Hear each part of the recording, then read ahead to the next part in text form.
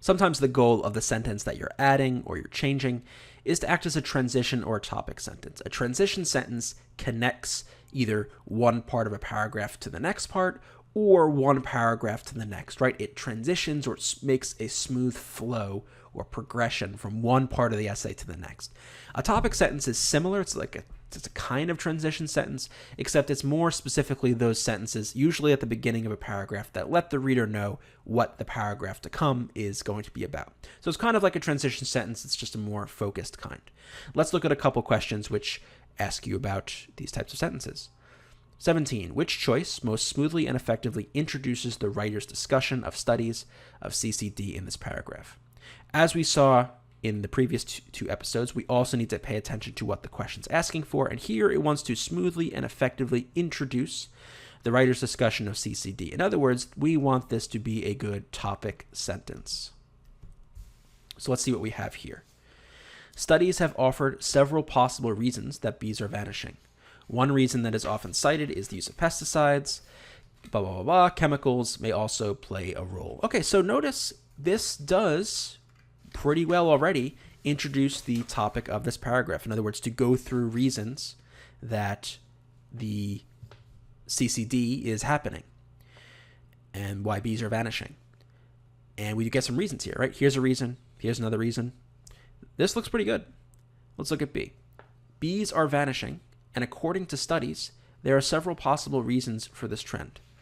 The problem with B is, number one, this is a bit redundant. We've already established in previous paragraphs that bees are vanishing. That's the whole point. So to restate it, just to assert it again, is unnecessary. And I would also say that this choice is just wordy. Bees are vanishing, and according to studies, there are several possible reasons for this trend. It's a bit wordy. It's not in the most concise, focused sentence, especially when you compare it to 17, which just says studies have offered several reasons that bees are vanishing. Right? So B is all right, but we like A better because it's more direct, it's shorter, and it emphasizes the studies and the reasons that are going to come in this paragraph. How about C? Several possible reasons offered by studies may explain why bees are vanishing. So C is, I think, all right. It's compared to A, but I would also say, number one, it's wordy. A is more direct. And this use of offered by studies in this parenthetical is awkward.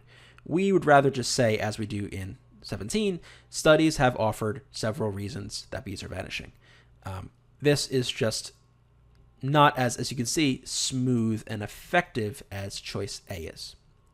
Now, deleting it is not good at all because we need to have the sentence here to introduce this topic. This sentence that follows is not a topic sentence in itself, so we're going to need to have at least the original, choice A.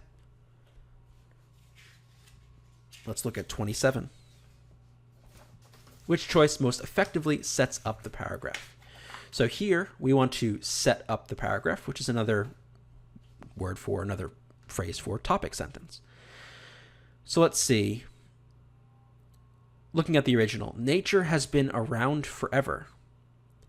First century Roman naturalist Pliny the Elder stated in his Natural History that blah, blah, blah, blah, blah. Chinese and Egyptian people performed agricultural tasks according to the lunar calendar. And to this day, the vaunted Old Farmer's Almanac includes regional lunar calendars. So notice this paragraph is about how people throughout history have seen the moon and its relation to the earth. So the original sentence we have here, nature has been around forever, doesn't seem to really make any sense as a topic sentence. It's way too general, and it doesn't touch on this relationship between the earth and the moon. So we can get rid of A. How about B? People all over the world farm by the moon.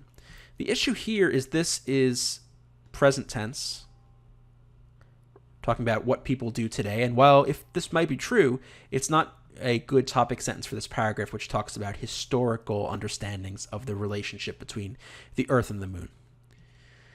C, farming by the moon is not new. Okay, so if it's not new, because, as we discussed, all of these people had these ideas previously about the relationship between the moon, the earth, and farming. So C looks pretty good. Talk of the moon's influence is far-reaching. Again, is present tense. We need something to be talking about the historical aspects of this moon-earth farming connection, which C does. And D, talk of the moon's influence. It's not really talk, it's just what people thought. So if anything, we can get rid of D for those reasons, and C is the best answer. To learn more about Reason Prep's SAT, SAT subject test, and ACT video courses, go to reasonprep.com/enroll, and you can find the link in the description below the video.